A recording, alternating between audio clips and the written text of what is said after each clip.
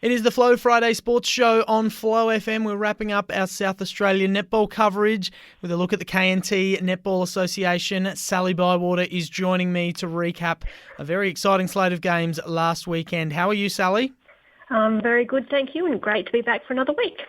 Lovely to hear. It was it was a mixed bag of results last weekend. So let's start off with the close games. And it was, of course, a Friday night game at Naracoorte. And in front of their home fans, they couldn't get the win to move into the top five. They lost to Kybybolite 41-35. So Naracoorte probably out of the finals equation just about now, and Kybybolite, they edge a little bit closer, but I think both of those teams are probably the best of the rest rather than real finals contenders. Yeah, definitely right there. And yeah, obviously this game was played last Friday night, and yeah, probably the worst of the condition. It was very windy, it was very wet, but yeah, obviously still a great game was had. It was 35-41, and Kyby came out really firing, and they were up well at quarter time by 5, so they really adapted well to the conditions, probably a bit better than Naracoorte to get that win against them. And at half-time, they were 9 goals up, so that probably set them up.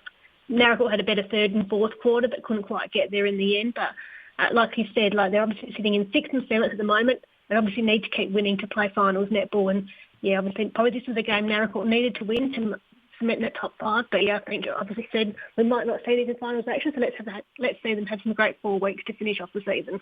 Naracoorte, yeah, they would have moved into 5th if they were able to win, but they stay in 6th position, just equal on wins with Kybybolite. But of course, Naracoorte have that game in hand due to Padthaway dropping out when they did, so they're ahead on the match ratio rating. Keith had a very convincing win over Kingston, and that was the early Saturday time slot due to Ladies' Day, and it was Keith winning 72-32, so not really surprising to see Keith win that matchup, but a 40-goal margin is a good way for them to really send a message to the other contenders of the league.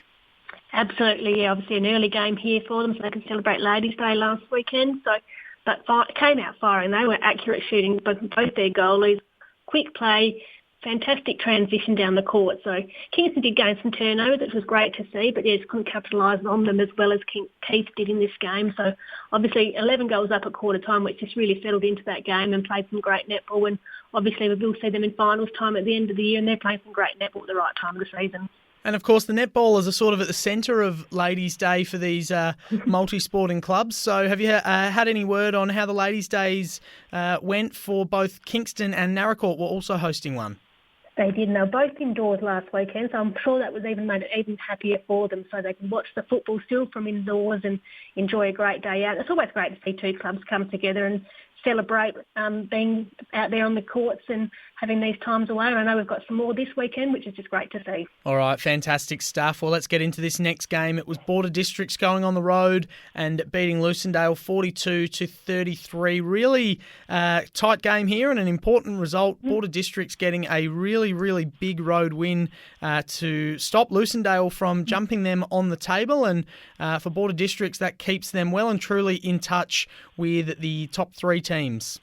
Yeah, great game here. I think we picked this one of our game of the round and obviously lived up to expectation, which was great. And they obviously said Lucindale were the team that came out firing in this game and had the 4-goal lead at quarter time. And they did do a bit of reshuffling, had a couple of players out. So that's always on the back foot to start with. But Border Districts had a great second quarter to be up by 1 at half time and then really dominated the third quarter to win that one by 8, which was just set up the game because an even last quarter. And these 2 teams will probably play finals at the end of the year, and Border's needing to stay in touch with the top 3, need to get the win here, and that's what they did. Penola had the bye, which means our last game was Mundalla and Bordertown, and unsurprisingly, considering it was a top v bottom matchup, it was the top place Tigers winning it in very easy fashion, 58-15. Very strong defensive performance by the looks of things to keep Bordertown to just 15 goals. Yeah, fantastic effort here by Mundalla last week, and again, not in great conditions, but very defensive, and that pressure over Bordertown, keeping them to 15 goals, is showing how good and talented they are this year. But obviously, hopefully Bordertown come back to the drawing board this week at training and have got some good court structure for this week. I know they were missing a couple of players, but so it was great to see some different players in there playing against a strong competition, but a great win by Mundalla in this game. All right, 12 rounds down, 4 rounds to go. We are past the 75% mark of the season. These last 4 rounds are going to be enormous, and it is a very good game to kick things off in round 13. Border Districts looking to win another game here. They're hosting Mundalla, who haven't lost yet this season, but Border Districts, maybe they're peaking just at the right time, and playing at home, they might be able to hand them their first loss for the year. What do you think, Sally?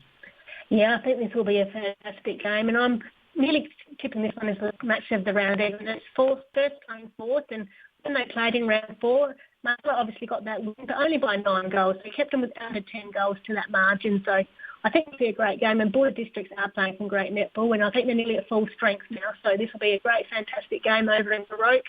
And I think Mundalla will get the win, but let's hope Border Districts take it right up to them and have a nice encounter with them. All right, excited to see how that one plays out. Excited to see this one as well. That was a 1v4 matchup. Well, this one's a 2v5. Keith hosting Lucindale, and a very important game for Lucindale to make sure they can hold on to 5th spot and hold on to their spot in the finals equation. But Keith going along very, very nicely at the moment, comfortably second on the ladder, just 1 loss and 1 draw for the year. Yeah, another fantastic game, obviously, in this one. And when they met in round 4, it was only 1 goal the difference. So Keith got the win just in that game. So hopefully we'll see another matchup like this in this one. And I think Keith will get the win. They're playing some great netball. Obviously, Lucindale do need to defeat these teams above them on the ladder. So hopefully it's a great matchup. I think it will be evenly matched. Always a great game between these two clubs, but Keith in a close one for me. And it was Keith winning by 1 goal last time they met. So Keith in a close one is a pretty good tip based on that last result. And Mundalla beat Border Districts by 9 goals last time they met, by the way.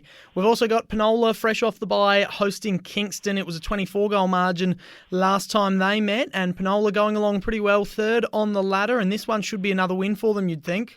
I would think so, and I do know this is a Ladies' Day happening here as well, so they're playing a bit earlier in the day, so they can now enjoy another Ladies' Day. That's 2 in a row for Kingston, so I'm sure they're really loving it.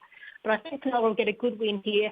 They're sitting well in that top 3, so I think they'll continue that form going into the next 4 weeks and have a good win here. But let's hope Kingston put it really up to them. They play some great netball, transitioning down the court and finishing off. So a great match-up here with Penola in the win for me. All right, and we've got Bordertown hosting Naracoorte as our last game of the round. Kybybolite are on the bye.